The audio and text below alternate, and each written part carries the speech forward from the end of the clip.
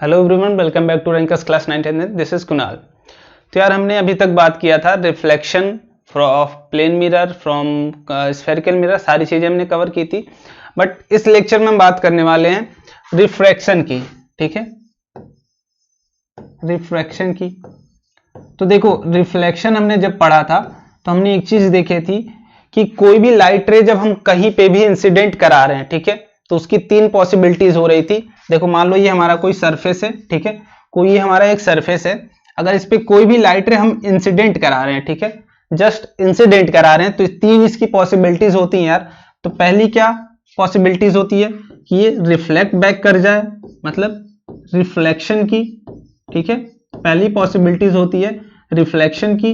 दूसरी पॉसिबिलिटीज क्या होती है कि जैसे ये आई थी ये जस्ट नीचे भी चली जाए, तो ये क्या होती है रिफ्रैक्शन की।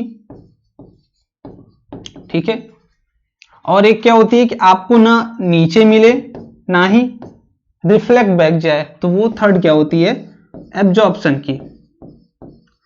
बट हमें भी एब्जॉर्प्शन की बात नहीं करनी है। ठीक है, आप जब हायर क्लासेस में जाओगे आगे तो एब्जॉर्प्शन आपको पढ़ाया जाएगा, बट अभी हमें एब्जॉर्प्शन की बात नहीं करनी है। ठीक है, तो हमें बात किसकी करनी है यार, रिफ्रैक्शन की। मतलब अगर कोई भी लाइट रे किसी भी सरफेस पे अगर इंसिडेंट करती है, वो जस्ट अगर पास कर जाती है दूसरे मीडियम में, लाइक हम अगर ये मीडियम मानते हैं 1, ये मानते हैं 2, ठीक है, कोई भी एक मीडियम मानते हैं कि ये 1 है या फिर 2 है या फिर दोनों सेम मीडियम है।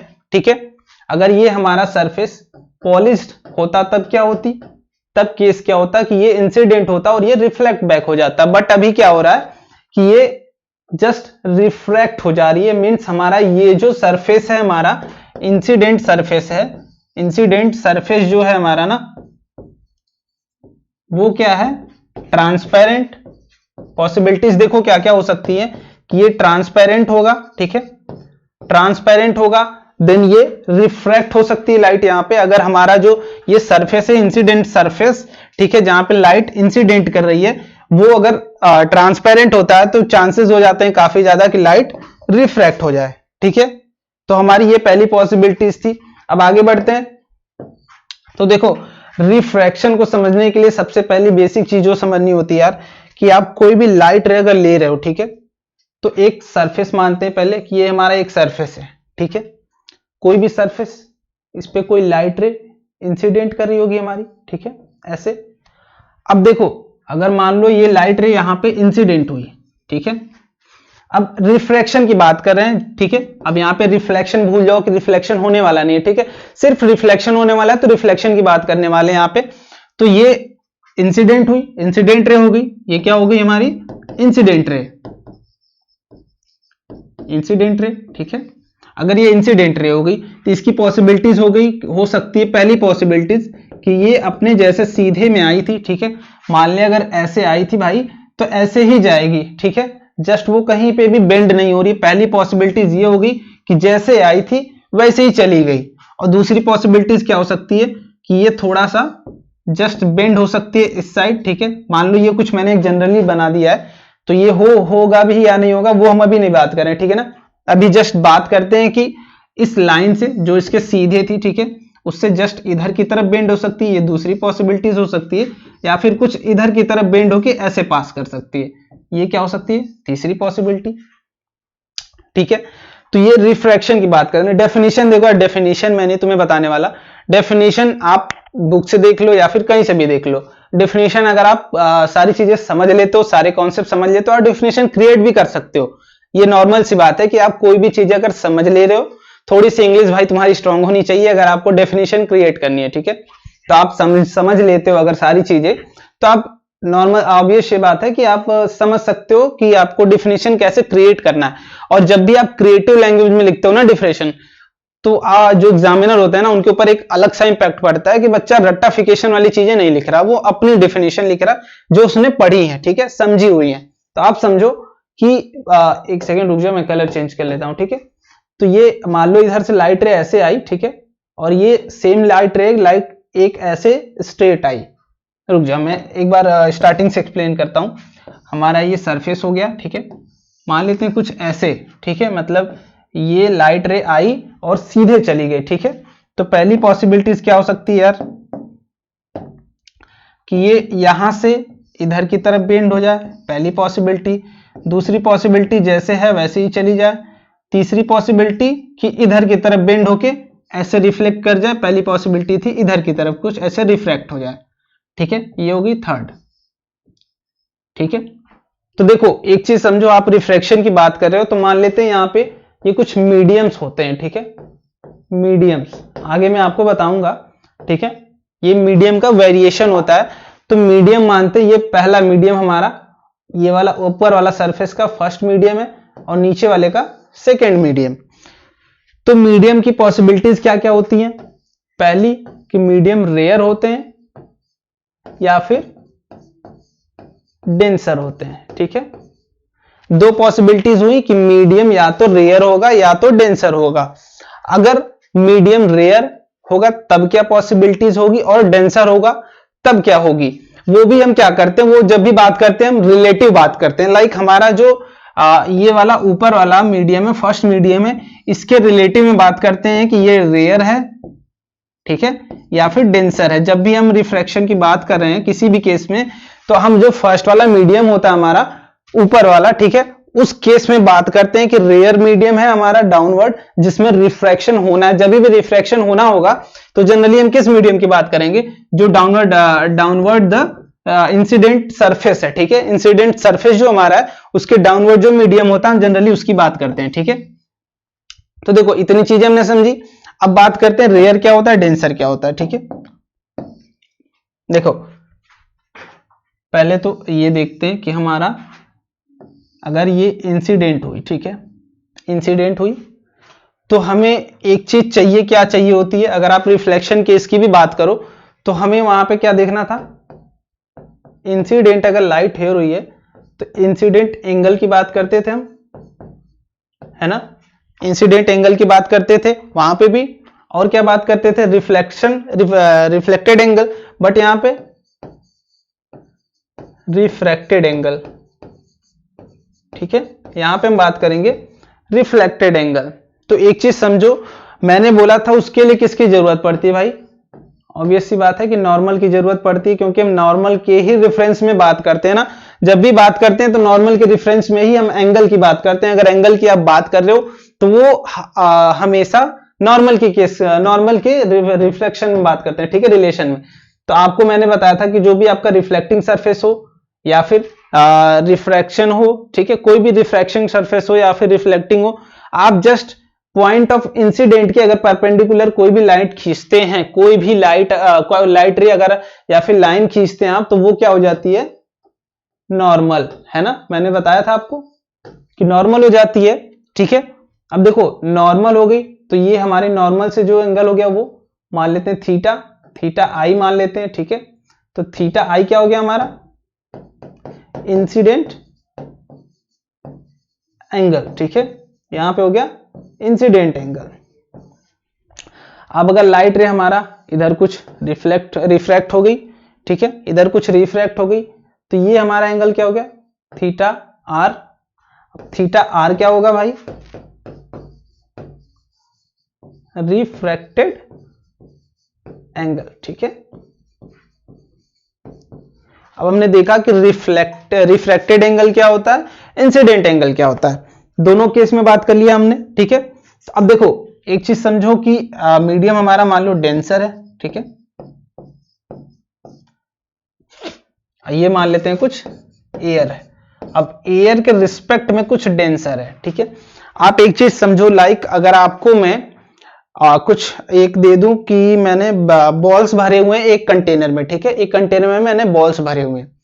अगर आप उसमें एक एक्स्ट्रा फुल्ली मैक्सिमम बॉल्स भरे हुए जितने उसमें जा सकते हैं, अगर आपको मैं कोई बॉल दूं, ठीक है, एक और एक्स्ट्रा बॉल दे दूं कि आप उसमें फिट करो, ठीक है, उस कंटेनर में फिट करो, वो बॉल भी आ जानी चाहिए उस कंटेनर में।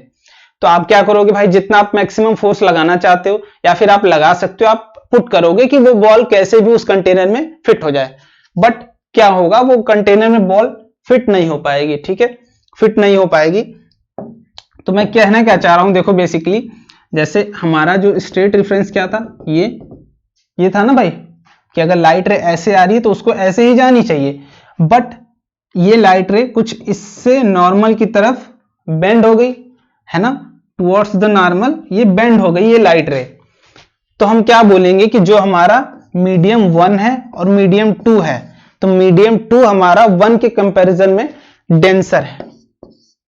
ठीक है, क्यों डेंसर है? देखो मान लेते हैं कि ऐसे कुछ गई, ठीक है, ऐसे कुछ हमारी लाइट जानी चाहिए थी बट ऐसे गई, मीन्स कुछ हमें डेंसर इन द सेंस की जो भी चीजें हैं सारी मीडियम की जो भी चीजें हैं सारी पास पास है, मतलब वो हमें फोर्स कर रही कि आप ना आओ। ठीक है, मतलब वो फ्रीली ऐसे जाना चाहिए था बट वो जा नहीं पा रहा, मतलब वो उसके ऊपर फोर्स लग रहा है कुछ, वो बेंड हो जा रही है टुवर्ड्स द नॉर्मल अगर आपका मीडियम डेंसर है। डेंसर इन द सेंस की मॉलिक्यूल्स जो हैं वो पास पास हैं। अगर आप एक सेंस में समझना चाहो जस्ट तो मैं समझा देता हूं। जैसे कोई भी आप ग्लास ले लो, ठीक है, उसमें एक छोटे छोटे सॉल्ट्स डाल दो, ठीक है, सॉल्ट्स ग्लास या कोई कुछ भी ले लो कंटेनर, ठीक है, बॉल रख दो, तो बॉल मैक्सिमम अगर एक्सटेंशन पे रख देते हो, जो फुल भर देते हो, तो उसे डेंसर बोल सकते हैं रिलेटिव टू। ठीक है, कंपैरिजन हमेशा होना चाहिए। कंपैरिजन की आपसे एक मान लो कंटेनर लिया आपने 10 बॉल रखी, ठीक है, उसकी मैक्सिमम कैपेसिटी है 10 बॉल की, अगर आपने उसमें सिर्फ 5 ही रखे तो जो 5 के कंपेयर में जो 10 वाला वो डेंसर होगा। ठीक है, आप समझो ऐसे कि वो डेंसर हो जाएगा, लाइक उसकी जो भी मॉलिक्यूल्स हैं या फिर जो भी कंपोनेंट्स हैं वो पास पास हैं, तो आप डेंसर ऐसे समझ सकते हो जस्ट। ठीक है, अगर ये लाइट रे ऐसे पास होती, ठीक है, यहां से ऐसे पास होती, ये अवे फ्रॉम द नॉर्मल जा रही है ना, अवे फ्रॉम द नॉर्मल जा रही है, मतलब आपका मीडियम क्या है, रेयर। आपका जो रिफ्रैक्टेड मीडियम है जिसमें रिफ्रैक्शन हो रहा है वो फर्स्ट वाले के कंपैरिजन में, लाइक सेकंड वाला मीडियम जो है आपका वो फर्स्ट के कंपैरिजन में क्या है, रेयर है।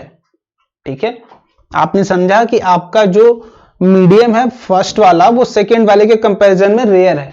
ठीक है, रिफ्रैक्शन आपने समझा कि अगर लाइट रिफ्लेक्ट बैक होके वापस नहीं जा रही, जस्ट वो पास कर जाए, मतलब हमारा जो ये सरफेस है, ठीक है, वो रिफ्रैक्टिंग सरफेस है। ठीक है, रिफ्लेक्टिंग नहीं, रिफ्रैक्टिंग। वो या तो ट्रांसपेरेंट हो सकता है, ठीक है, ट्रांसपेरेंट ही होगा, मोस्टली ट्रांसपेरेंट होगा। अगर इसको पॉलिश कर देते हैं हम तो वो रिफ्लेक्टिंग बन जाता है। ठीक है, वो रिफ्लेक्टिंग बन जाता है, बट यहाँ पे पॉलिशिंग नहीं हो रही है। ठीक है, वो ट्रांसपेरेंट है, ट्रांसपेरेंट है मतलब लाइट रे ट्रांसमिट हो जा रही है, पास हो जा रही है, रिफ्रैक्शन हो जा रही है। ठीक है, रिफ्रैक्शन हो रहा है। चलो अब आगे देखते हैं। अगला हमारा जो पॉइंट है यार वो है refraction through a glass slab. ठीक है, हमारा जो नेक्स्ट पॉइंट है वो क्या है, रिफ्रैक्शन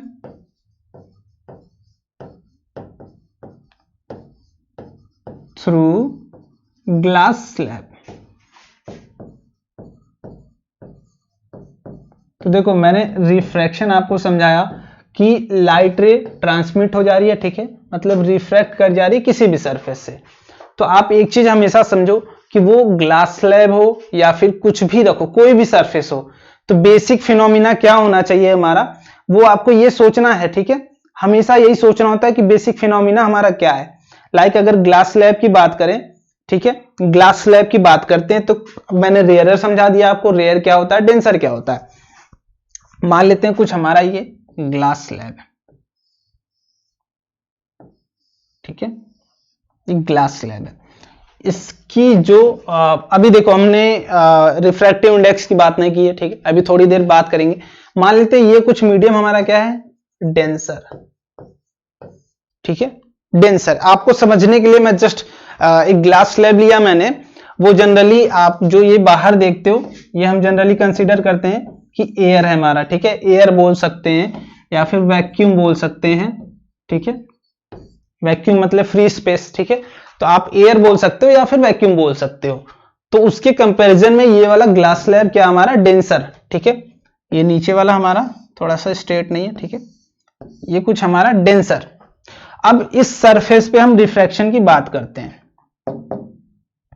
चलो, तो हमारा जो इनिशियल एक लाइट हमने यहां पे फॉल कराई, ठीक है, कोई भी लाइट रे हमने फॉल कराई यहां पे, ये क्या होगी, इंसिडेंट रे, इंसिडेंट रे। ठीक है, देखो सारी चीजें करेंगे बेसिक से, देखो समझते चलो। अगर आप समझ लेते हो यार तो काफी सारी चीजें आपके लिए आसान हो जाती हैं अगर आप एक बार जस्ट समझते हुए चलते हो। तो हम जब भी रिफ्रैक्शन की बात करते हैं वो हमेशा नॉर्मल के रेफरेंस में करते हैं। तो हम क्या करेंगे, अभी अपना नॉर्मल बनाइए आप, ठीक है, ये मान लेते हैं कुछ ऐसे परपेंडिकुलर यहां पे गया, ठीक है। हमेशा नॉर्मल के रेफरेंस में ही बात करते हो आप, रिफ्रैक्शन हो या फिर रिफ्लेक्शन हो, ठीक है।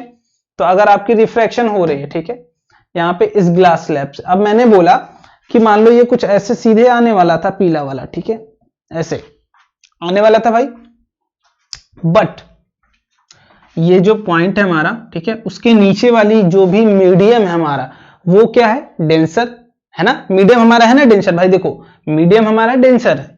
तो आपकी जो इस रेफरेंस पे जानी चाहिए थी वो जस्ट इससे कुछ अंदर की तरफ आ जाएगी, ठीक है। आप भी समझो इस चीज को कि अंदर की तरफ आ जाएगी, क्यों भाई, कि आपका मीडियम जो है वो डेंसर है। आप समझ रहे हो ना, जैसे आप ये जाना चाहते हो सीधे, ठीक है, जाना चाहते हो सीधे, बट आपको दबाया जा रहा है, मतलब आप बहुत ही एडजस्ट करके नहीं जा पा रहे हो। जैसे अगर आप बस में जाते हो, काफी सारी अगर भीड़ होती है तो आप सीधे सीधे नहीं जा सकते ना, आपको कुछ ऐसे फोर्स लगाना होता है, ऐसे फोर्स लगाना पड़ता है, तो सीधे सीधे जा नहीं सकते आप। तो ऐसे ही समझो कि आप जस्ट, आपको अलाउ ही नहीं किया जा रहा कि आप सीधे जाओ, आप दबते जा रहे हो, ठीक है, दबते जा रहे हो, मतलब डेंस्ड है आपका जो मीडियम है, तो आप दब के अंदर गए, ठीक है। तो ये पॉइंट हमारा क्या हो गया, पॉइंट ऑफ रिफ्रैक्शन फर्स्ट हो गया, ठीक है। यहाँ पे फर्स्ट रिफ्रैक्शन हुआ आपका, ये क्या हो गया हमारा, नॉर्मल, ठीक है, नॉर्मल हो गया ये हमारा नॉर्मल, ये हो गया इंसिडेंट रे, और ये रिफ्रैक्टेड रे, रिफ्रैक्टेड रे, ठीक है। फर्स्ट केस की अगर बात करें, फर्स्ट केस में जस्ट यहां पे अगर रिफ्रैक्शन हुआ तब, अब देखो, अब देखो हमारा ये तो था एयर, ये था ग्लास, ठीक है। अब इसके नीचे अगर देखो, यहां पे भी एक रिफ्रैक्शन होगा, ठीक है, यहां पे भी रिफ्रैक्शन होगा। अब नीचे फिर से क्या हमारा आ रहा है, एयर, मतलब इसके कंपैरिजन में जो, फिर अगर बात करें तो इसके कंपैरिजन में ये वाला हमारा जो मीडियम था वो डेंसर था, बट इसके कंपैरिजन में ये वाला मीडियम जहां पे रिफ्रैक्शन अगेन होने वाला है वो क्या होगा, रेयरर, ठीक है, रेयरर।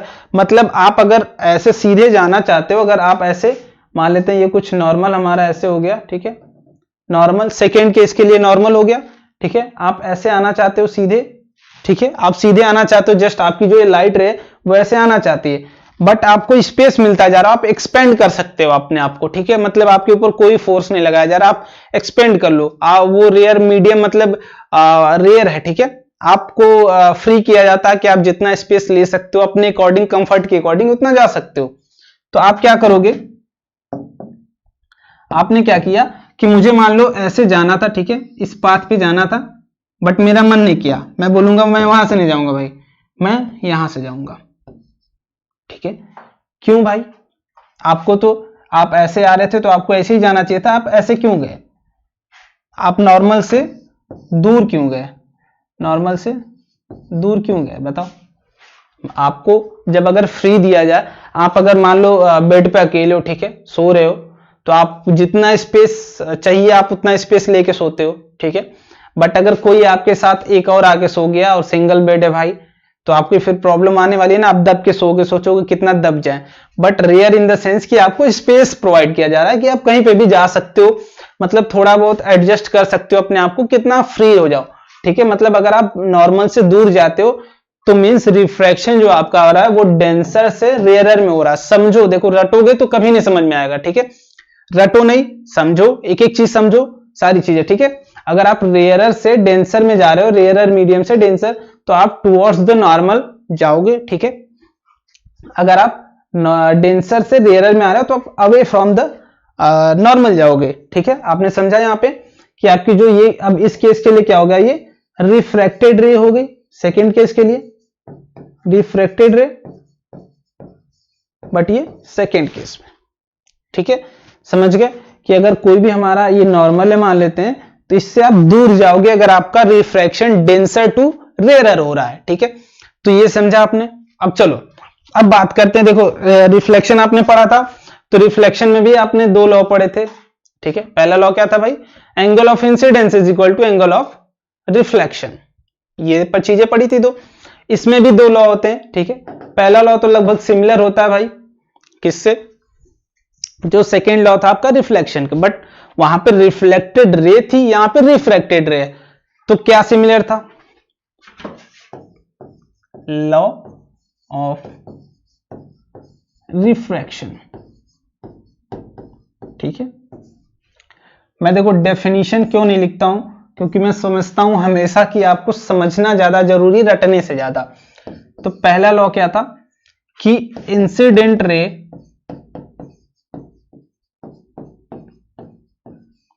ठीक है, एंड रिफ्रैक्टेड रे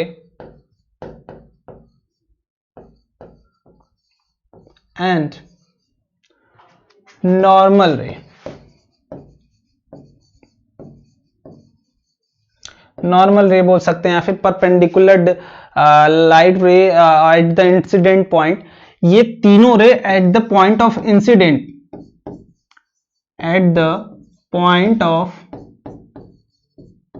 इंसिडेंस, इंसिडेंस या फिर इंसिडेंट, आप जिस पे कंफर्टेबल हो, ठीक है, वो क्या होती है, वो सेम प्लेन में होते हैं। ठीक है, आप ये समझो कि तीनों चीजें जो होती हैं, अगर पॉइंट ऑफ इंसिडेंट पे बात करें, लाइक अगर ये आपका सरफेस है लाइट रे, ठीक है, तो इस पॉइंट पे अगर बात करें तो तीनों कहां पे लाई करती हैं, सेम प्लेन में, ठीक है, सेम प्लेन में लाई करती हैं। तो ये आपने समझा, ठीक है, तो ये हो गया पहला लॉ। अब अगर दूसरे लॉ की बात करें तो पहला लॉ तो ये हो गया भाई हमारा कि सारी जो लाइट रेज होती हैं, इंसिडेंट रिफ्लेक्टेड, वो कहां लाई करती हैं, सेम प्लेन में लाई करते हैं, अगर at the point of incident की हम बात कर रहे हैं। ठीक है, अब जो दूसरा लॉ होता है हमारा, ये जो दूसरा लॉ होता है हमारा, वो क्या होता है, हमने कोई लाइट रे इंसिडेंट की, ठीक है, ये हो गया हमारा नॉर्मल, तो एंगल ऑफ इंसिडेंट क्या हो गया, आई। ठीक है, समझो, मान लो रिफ्लेक्ट करके रिफ्रैक्ट करके ऐसे गई, और ये हो गया आर। ठीक है, तो दूसरा लॉ हमारा क्या कहता है भाई कि दूसरे लॉ को देखो, एक नाम भी हम दे सकते हैं दूसरे लॉ को, वो क्या दे सकते हैं, स्नेल्स लॉ। ठीक है, हम इसको स्नेल्स लॉ भी बोलते हैं, दूसरा लॉ ऑफ रिफ्रैक्शन जो होता है। तो ये क्या बोलता है कि साइन कॉस टेन, आपने पढ़ा होगा भाई कि साइन अपॉन कॉस टेन होता है, एंड साइन क्या होता है, कॉस क्या होता है। तो साइन ऑफ अगर इंसिडेंट एंगल की बात करें और division of sine of refracted angle की बात करें, तो दोनों का अगर रेशियो लेते हैं तो वो क्या होता है, कांस्टेंट, के को हम क्या बोल सकते हैं, कांस्टेंट।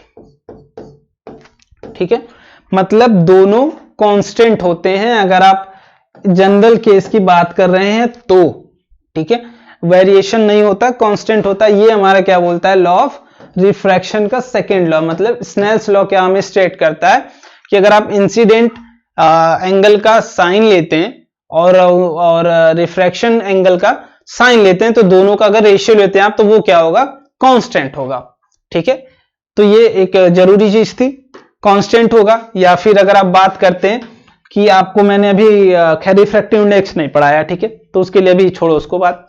तो अभी देखो ये होगी बात, आपने समझा कि लॉ ऑफ रिफ्रैक्शन की अगर बात करें तो फर्स्ट लॉ क्या था एंड सेकेंड लॉ क्या था, कि sine of incidence angle and division by sine of refracted angle, दोनों का रेशियो लेते हैं तो वो कांस्टेंट आता है। तो ये चीजें आपने समझी। देखो वहां पे क्या था कि एंगल ऑफ इंसिडेंस जो था वो is equal to angle of refraction था, ठीक है, रिफ्लेक्शन था, तो वो आपने देखा।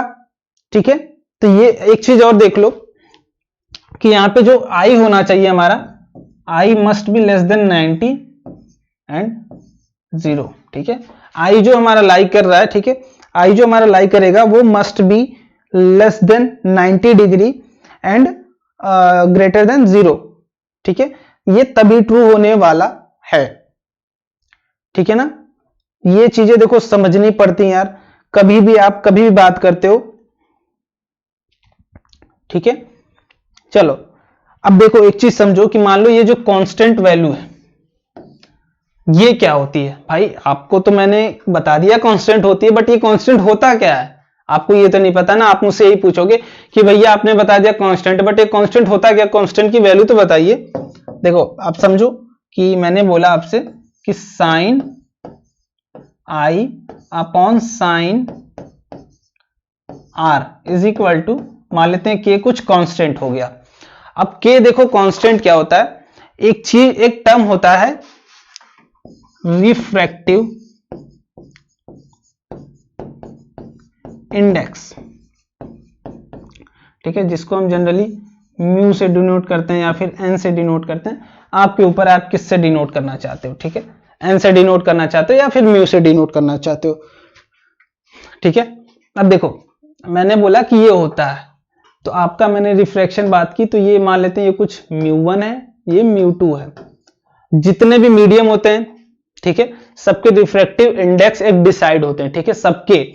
मान लेते हैं अगर एयर होता है तो ये जनरली 1 के अप्रॉक्स होता है, एग्जैक्ट 1 नहीं होता बट 1 के अप्रॉक्सीमेट होता है। तो ये मान लेते हैं μ1 है, μ2 है, ठीक है। तो के जो हमारा होता है वो क्या होता है कि जो रिफ्रैक्टिव इंडेक्स ऑफ μ2 है अपॉन μ1, मतलब इसको आप डिनोट कर सकते हैं μ2 1, आप ऐसे भी डिनोट कर सकते हैं, मतलब कि दोनों का रिलेटिव अगर बात करें तो जो कांस्टेंट होता है वो refractive index of medium 2 with relative to 1, ठीक है, मतलब कि इसका हम रिफ्रैक्टिव इंडेक्स लेते हैं विथ रिलेशन विथ 1, ठीक है, मतलब फर्स्ट मीडियम के रिलेटिव में हम बात करते हैं सेकंड मीडियम के रिफ्रैक्टिव इंडेक्स की। अगर हम बात करें तो ये कांस्टेंट हमारा यही आता है। बट अगर हम एयर की बात करें तो एयर में क्या मैंने बोला था μ1 की वैल्यू 1 हो जाती है, तो μ1 की वैल्यू 1 अगर हो गई तो k की वैल्यू क्या हो गई μ2, मतलब आपका जो रिफ्रैक्टेड मीडियम है नीचे वाला, ठीक है, जिसमें रिफ्रैक्शन हो रहा है, उसकी जो हमारी रिफ्रैक्टिव इंडेक्स की वैल्यू होती है वो हो जाती है कांस्टेंट, ठीक है, मतलब कांस्टेंट हो जाती है इस केस में। अगर हम एयर में बात करें, मतलब हमारा जो इनिशियल मीडियम था वो एयर था, तब की बात करें अगर, तो तब के केस में जो हमारा sine by sine upon sine I by sine R होता है वो μ2 हो जाता है, मतलब अगर आपकी रिफ्रैक्शन मीडियम का रिफ्रैक्टिव इंडेक्स μ2 गिवन है, ठीक है। चलो इतना समझ लिया हमने। अब आगे बात करते हैं कि रिफ्रैक्टिव इंडेक्स क्या होता है।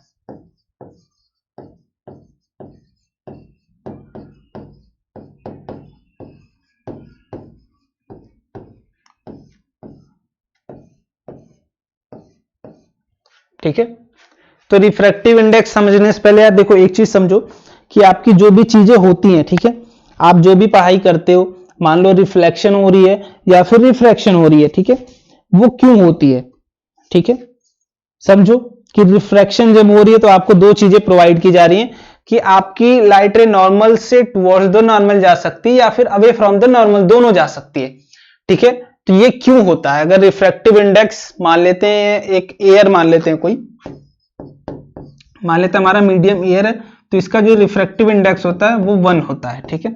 एक रेफरेंस पॉइंट की बात करें जनरल, ठीक है, देखो रिफ्रैक्टिव इंडेक्स बेसिकली, देखो बेसिकली जो डिसाइड करता है कि आपका मीडियम डेंसर है या फिर रेयरर है, ठीक है, जो बेसिक चीज होती है, डेफिनेशन मैं नोट नहीं कराऊंगा, ठीक है, आप समझो कि रिफ्रैक्टिव इंडेक्स जो होता है वो बेसिकली बताता है आपका मीडियम जो है वो रेयरर है या फिर डेंसर है। और ये जब भी बताता है ये क्या होता है, हमेशा समझो कि ये रिलेटिव होती है बातें, रिलेटिव, ठीक है।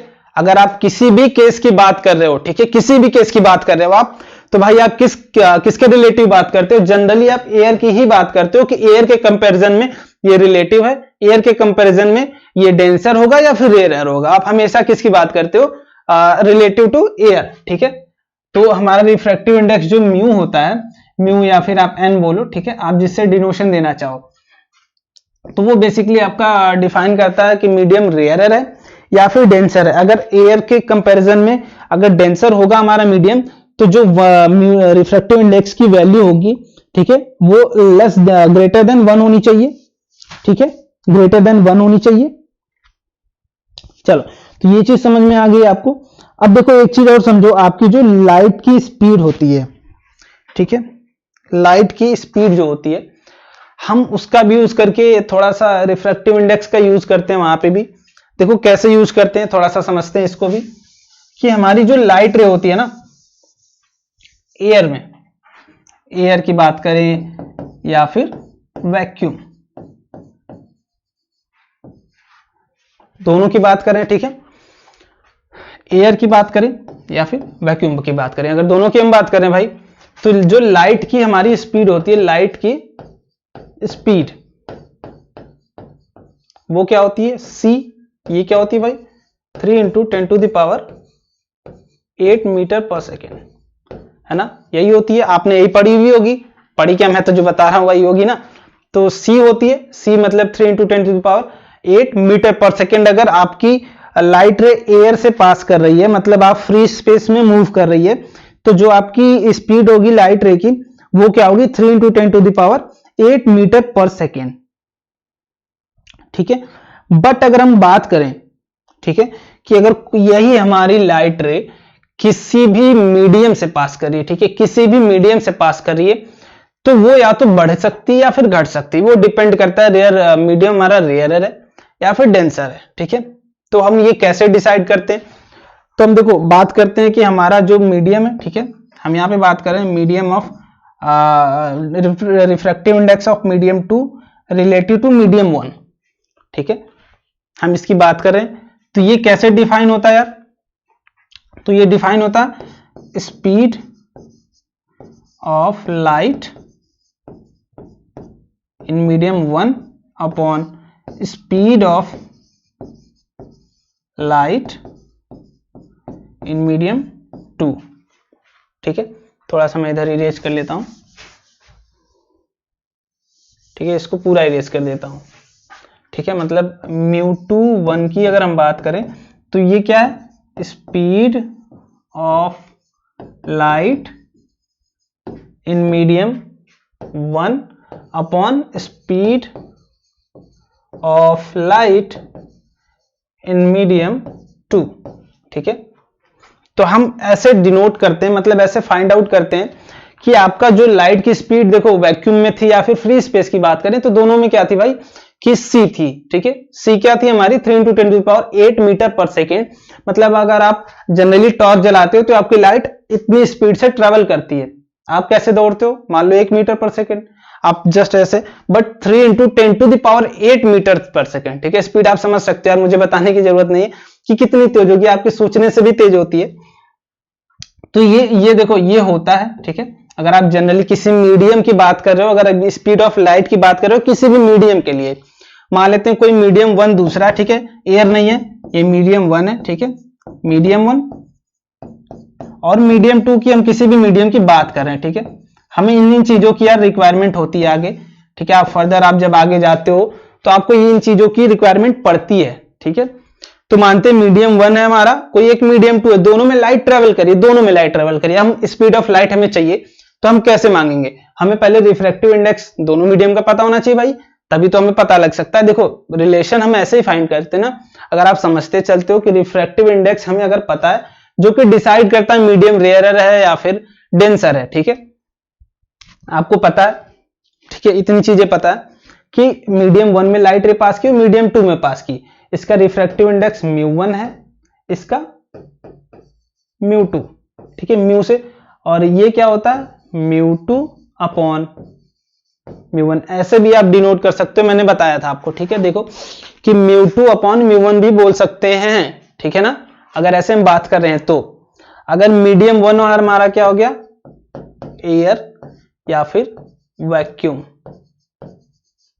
देखो अगर हमारा मीडियम 1 क्या हो गया, एयर या फिर वैक्यूम, ठीक है ना, देन आपकी जो स्पीड ऑफ लाइट इन 1 में हो जाएगी, वो क्या हो जाएगी, c, ठीक है। अभी मैंने बताया था c क्या होती है भाई, कि 3 into 10 to the power 8 metre per second c हो जाती है, और μ1 की वैल्यू क्या हो जाएगी 1, है ना, μ1 की वैल्यू क्या हो जाएगी भाई हमारी 1, और मान लेते हैं μ2 में कुछ स्पीड हमारी v है, ठीक है, तो μ2 में हमारी कुछ v है, तो हम इसको कैसे डिनोट कर सकते हैं, तो हम बोल सकते हैं कि μ2 की वैल्यू जो होगी वो C/V होगी। ये हमने फाइंड आउट किया, ठीक है, हमने ये चीजें फाइंड आउट किया। इधर का मैं इरेज कर लेता हूं, ठीक है ना। हमने फाइंड आउट किया कि जो मीडियम, अगर किसी भी मीडियम में हमने क्या फाइंड आउट किया, देखो आप समझ नहीं रहे हो, आपके लिए ये काफी इंपॉर्टेंट हो जाता है अगर आप फर्दर आगे जाते हो। तो ये कैसे कि मान लेते हैं कोई भी लाइट रे हमारी ट्रेवल कर रही है, लाइट रे किसी भी मीडियम म्यू में ट्रेवल कर रही है, ठीक है, और मैं बोलूं कि इसमें स्पीड ऑफ लाइट क्या है, स्पीड ऑफ लाइट बताइए आप।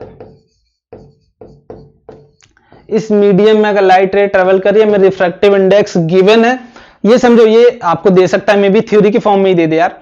तो आप समझो कि आपको लाइट रे अगर किसी भी मीडियम में ट्रेवल कर रही है तो आपको रिफ्रैक्टिव इंडेक्स उस मीडियम का गिवन है, तो आप बोल सकते हो मैं स्पीड बता दूंगा लाइट की, उस मीडियम में स्पीड क्या होगी, वो क्या होगी, देखो मैंने क्या बताया था कि C/μ।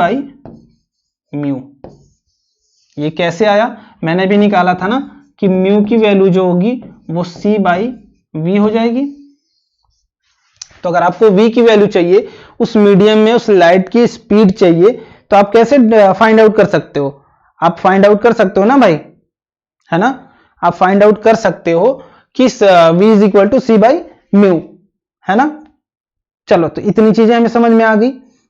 अब देखो एक चीज समझो, इतनी सारी चीजें हमने देखी कि रिफ्रैक्टिव इंडेक्स क्या होता है ना, और वो क्या हमें बताता है, क्या चीजें डिनोट करता है, और हम स्पीड ऑफ लाइट की बात कर रहे हैं उस केस में, ठीक है, स्पीड ऑफ लाइट की बात कर रहे हैं, अगर किसी भी मीडियम की बात कर रहे हैं, किसी भी मीडियम में स्पीड ऑफ लाइट क्या होगी, और अगर एयर में हम अपनी मेरी रे लाइट पास कर रही है तो वो क्या होगी, है ना, हमने सब केस में देखा। तो अगर मीडियम में पास करी तो उसकी स्पीड क्या होगी, C/μ, और C की वैल्यू मैंने बताया था कि 3 × 10⁸ यही होगी, ठीक है। तो देखो ये सारी चीजें हो गई, आपने देखा है लाइट रे अगर किसी भी मीडियम में ट्रेवल करिए तो क्या होगा, क्या क्या चीजें हैं, ठीक है। अब नेक्स्ट लेक्चर में देखो हम बात क्या करने वाले हैं, नेक्स्ट लेक्चर में रिफ्रैक्शन पे फर्दर कंटिन्यू करेंगे, ठीक है, रिफ्रैक्शन की बात करेंगे, बट कहां से रिफ्रैक्शन होना चाहिए, हमने बात किया था अभी तक रिफ्लेक्शन फ्रॉम मिरर, है ना, मिरर, बट स्फेरिकल तो रिफ्रैक्शन ऑफ स्फेरिकल मिरर, ठीक है। तो हमें कंटिन्यू करना है नेक्स्ट लेक्चर में। तो देखो एक चीज समझो कि जो जो चीजें मैंने बताई यार, देखो मैं सिंपल से बात बोल रहा हूं, मैंने डेफिनेशन नहीं कराई, ठीक है, डेफिनेशन नहीं कराई, नहीं मैं फर्दर आगे हो सकता है कि मैं नोट्स दे दूं, ठीक है। तो आप एक काम करो कि डिस्क्रिप्शन बॉक्स में एक व्हाट्सएप ग्रुप का लिंक होगा, ठीक है, उसे ज्वाइन करो, वहां पे फर्दर मैं ट्राई करूंगा कि वहां पे नोट्स बना के देता जाऊं, कुछ पर्सनल नोट्स भी मैं वहां पे शेयर कर सकता हूं। तो आप एक बार वहां पे आओ, आप अपने डाउट्स भी पूछो, आपको नहीं आ रहे बट आप अपना फर्स्ट अटेम्प्ट आपको देना है, ठीक है, अटेम्प्ट दो, उसके बाद डाउट्स पूछो, जो नई चीजें समझ में आती पूछो, और मान लो यहाँ पे मैंने कुछ जो चीजें पढ़ाई तुम्हें कुछ मिस लगी, कुछ चीजें नहीं समझ में आई, तो कमेंट करके बताओ, ठीक है, कमेंट करके बताओ, मैं नेक्स्ट वीडियो में उसको जरूर क्लियर करूंगा, ठीक है ना। हमारी देखो प्रायोरिटी यही कि आपको समझ में आए, ठीक है, सबसे बड़ी चीज यही होती है कि आपको समझ में आनी चाहिए। हम पढ़ाते जा रहे हैं, आप पढ़ते जा रहे हो, आपको समझ में नहीं आ रहा, तो वो चीजें नहीं करनी है ना, आप समझते चलो, अब मैं समझाते चल रहा हूं, तो आपको अगर कुछ भी चीजें नहीं समझ में आती है तो आप एकदम यार फ्री होके कमेंट करो कि ये चीजें मुझे नहीं समझ में आई, आप नेक्स्ट लेक्चर में प्लीज क्लियर कर दीजिएगा, ठीक है, मैं सारी चीजें क्लियर कर दूंगा। चलो, थैंक यू, बाय बाय।